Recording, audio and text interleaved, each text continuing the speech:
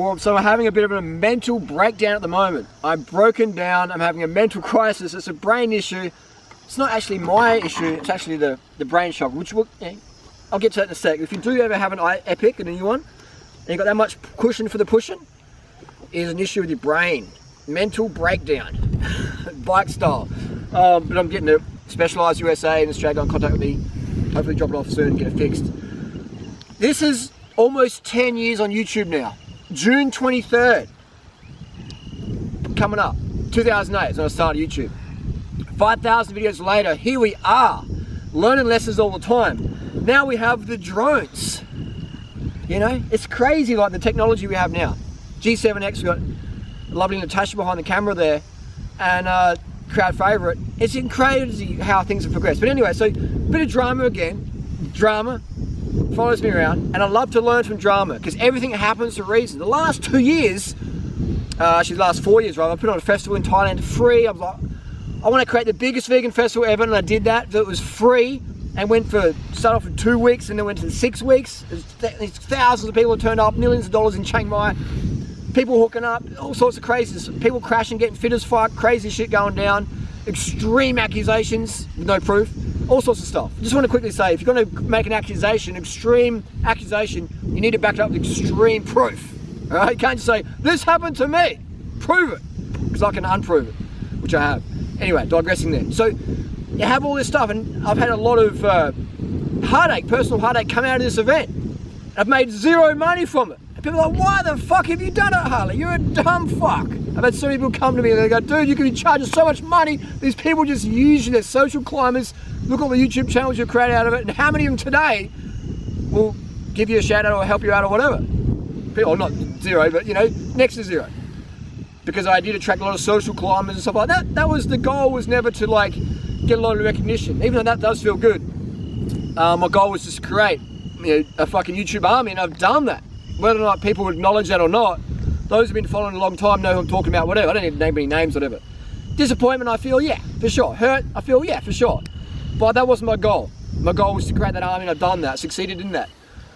So moving forward, I've got other plans coming up. But I just wanted to say that the heartache I felt, I was talking to Natasha the last few days, I'm like, I feel like, you know, what is it? Why do I take it so personally when people don't behave how I, you know, have expectations for them? They let me down, they stab me in the back or whatever.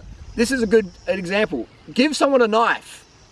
They're either going to cut some fruit and give you some fruit, or they're going to go, yeah, I've got a knife, I can stab this, I can shank this mofo as soon as I get a chance, you know? So give people a knife in life and you'll see what they're all about. A lot of people don't want to do that because they're like, oh my God, all these people are going to stab me straight away.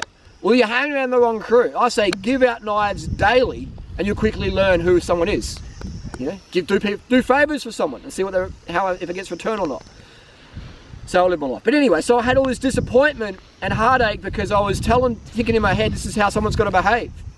I was basing my happiness on how people behave around me because I enjoy lifting people up, getting people fit, losing weight, making them money, turning them into millionaires.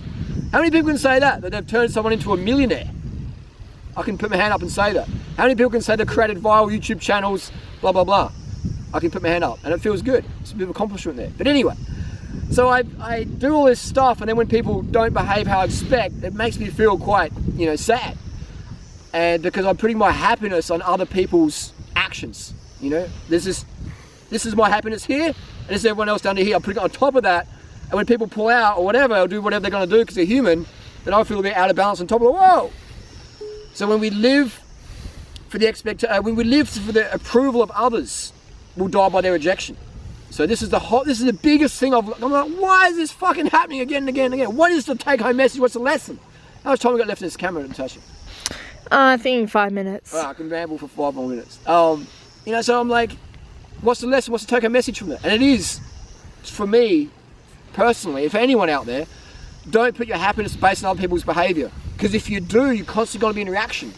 Someone will write something or do something or look at you a certain way, and it's like, wow, what? And it's really, really fucking hard. But I think that's the Zen state, when you can just be happy yourself and just go about your business. People yay or nay, roll with it. And I'm getting a really good thick skin doing that.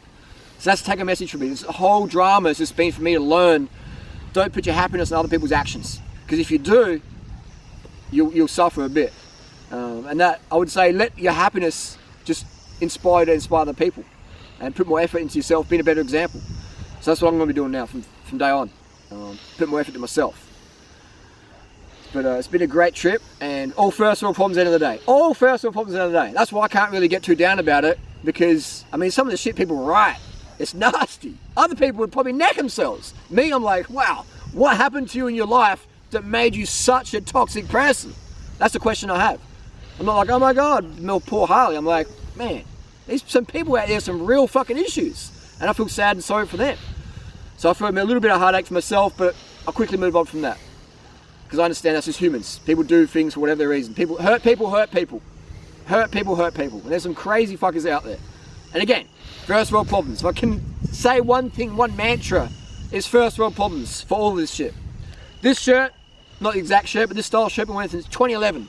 This backpack I got in Cedro Woolley, Washington State, USA, 2011. And probably millions of people have seen this shirt logo, this backpack, etc. And that's sort of true to my roots. Just keep out there, keep on marching, keep inspiring people, keep riding bikes, keep carving the fuck up, keep on droning, keep handing people knives. You know, keep handing people's knives in life, and you'll see what they're about. But don't be disappointed, and don't base your happiness on how people behave around you. Sure, we all like when people approve or they're nice to us, but humans are humans, man. And that's why we're so fucked up. That's why the society, I mean, we've got some real first world issues, some real problems here where our first world issues don't even matter. You look at the environmental destruction going on right now. 27,000 kids will die per day from starvation. And I can moan about my $12,500 bike, brand new, doesn't work, but in the bigger picture, it doesn't fucking mean anything.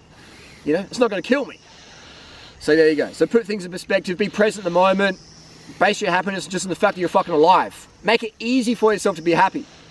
And you know, that's a lesson I've learned. Anyway, hit a comment down below. Give the video a like if you believe happiness is a choice in the moment. Give the video a dislike if you believe happiness is based on how much money you got in the bank or whatever. Think about it. Carbs, carb the fuck up, motherfuckers. Carb the fuck up. Corn, rice, potatoes, yams, bananas, mangoes, dates, plantains, melons, blueberries, blackberries, mulberries. Get them motherfucking carbohydrates in. Go vegan, motherfuckers. Carb the fuck up, the fuck up, the fuck up, the fuck up.